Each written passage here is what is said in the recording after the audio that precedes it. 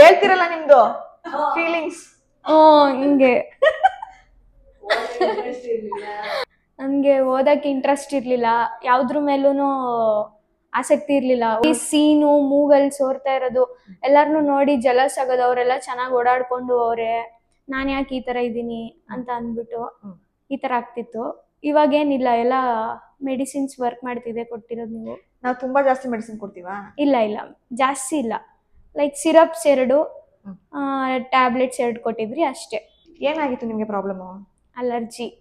Allergy ಅಂದ್ರೆ ಏನಾಗ್ತಿತ್ತು?